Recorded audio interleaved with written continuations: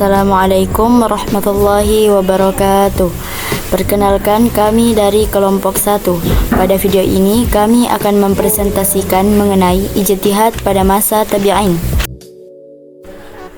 Adapun anggota kelompok kami yaitu Alia Nurul Qarira, Nur Azizah, Nur Syafila Bahar, Ummul Khair, Fasya Rizkia Anugratama, Andi Rasi Mubarak, Muhammad Al-Waqiah, Muhammad Dafa Idam, Naufal, dan Rahmat Rifadil. Latar belakang Islam berkembang sejak masa Nabi Muhammad SAW, masa sahabat hingga tabi'in dan seterusnya. Seiring perkembangan zaman, muncul berbagai persoalan baru yang memerlukan penetapan hukum, meskipun sumber hukum Islam tetap Al-Quran, Al-Hadis, Ijma' dan Qiyas. Diperlukan metode ijtihad untuk menjawab masalah yang tidak dijelaskan secara rinci dalam dua sumber utama tersebut. Pada masa Nabi, kebutuhan ijtihad tidak menonjol karena umat dapat langsung bertanya kepada beliau. Namun setelah beliau wafat, sahabat dan tabi'in mulai melakukan ijtihad untuk menentukan hukum berbagai persoalan baru. Dari proses ijtihad para ulama inilah kemudian lahir mazhab-mazhab dalam Islam. Kami akan membahas secara lebih detail mengenai ijtihad.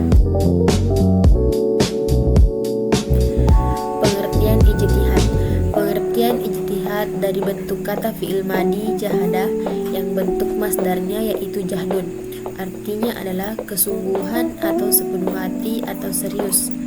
Banyak rumusan yang diberikan mengenai definisi ijtihad menurut istilah, tetapi satu sama lainnya tidak mengandung perbedaan dan dapat diambil hakikat dari ijtihad itu sebagai berikut. Pertama, ijtihad adalah pengarahan daerah secara maksimal. Yang kedua, usaha ijtihad dilakukan oleh orang yang telah mencapai derajat tertentu di bidang keilmuan yang disebut faqih. Yang ketiga, produk atau yang diperoleh dari usaha ijtihad itu adalah dugaan yang kuat tentang hukum syarak yang bersifat amaliyah. Yang keempat, usaha ijtihad ditempuh melalui cara-cara istinbat.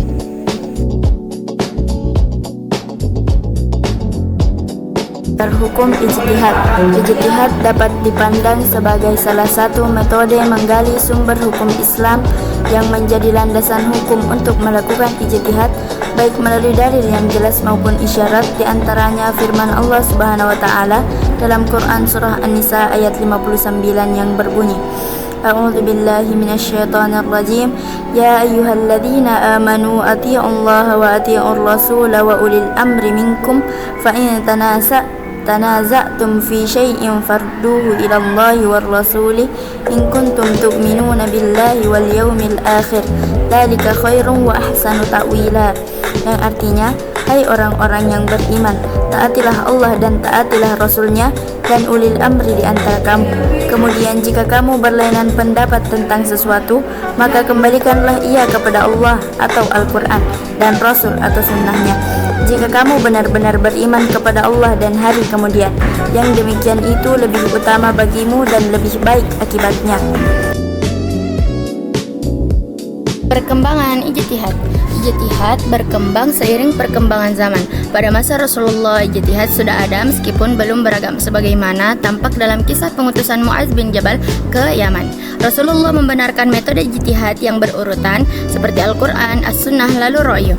Pada masa ini, hasil ijtihad sahabat selalu dikonfirmasi kepada Rasulullah. Setelah Rasulullah wafat, ijtihad para sahabat semakin diperlukan untuk menyelesaikan persoalan baru seperti penentuan khalifah dan pengumpulan Al-Quran. Pada masa tabi'in, ijtihad berkembang dalam dua corak. 1. Madrasah Madinah yang lebih mengutamakan hadis dipelopori Sa'id ibn al-Musayyab. 2. Madrasah Kufah yang lebih mengutamakan Ra'yu dipelopori Ibrahim al-Nakhai. Masa tabi'in menjadi penghubung menuju masa imam mazhab. Pada masa imam mazhab, ijtihad disusun secara lebih sistematis melalui pembentukan dasar-dasar usul fikih. Metode ijtihad yang berbeda melahirkan berbagai mazhab dan para imamnya disebut mujtahid mandiri atau mujtahid mutlak. Hasil ijtihad mereka kemudian disampaikan melalui fatwa, dipelajari dan diikuti oleh murid-muridnya sehingga mazhab-mazhab tersebut berkembang dan bertahan hingga sekarang.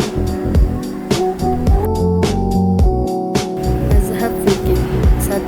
Mazhab Hanafiyah, imamnya Abu Hanifah tahun 80 sampai 150 Hijriah. Yang kedua, kedua, mazhab Malikiyah, imamnya Malik ibn Anas, tahun 93 sampai 179 Hijriah. 3. Mazhab Syafi'iyah, imamnya Muhammad ibn Idris al-Syafi'i, tahun 150 sampai 204 Hijriah. 4. Mazhab Hanabilah, imamnya Ahmad ibn Hanbal, tahun 164 sampai 241 Hijriah.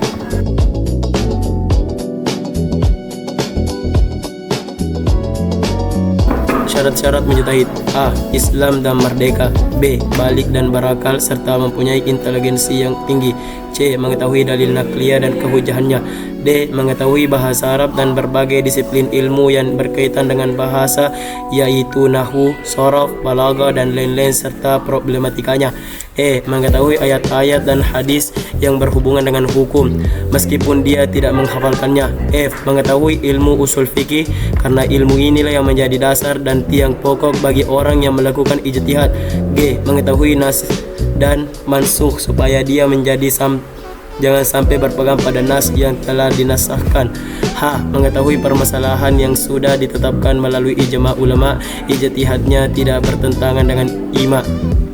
I. Mengetahui sebab turun suatu ayat dan sebab turunnya suatu hadis. Begitu juga syarat-syarat hadis mutawir dan hadis ahad.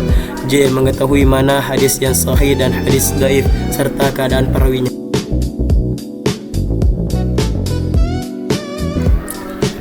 Tingkatan mujtahid: A. Mujtahid mutlak atau mujtahid mustaqil, mujtahid yang mampu beristinbat langsung dari Al-Quran dan hadis dengan kaidah yang ia rumuskan sendiri, termasuk di dalamnya imam 4 mazhab. Menurut Al-Suyuti, tingkatan ini sudah tidak ada lagi.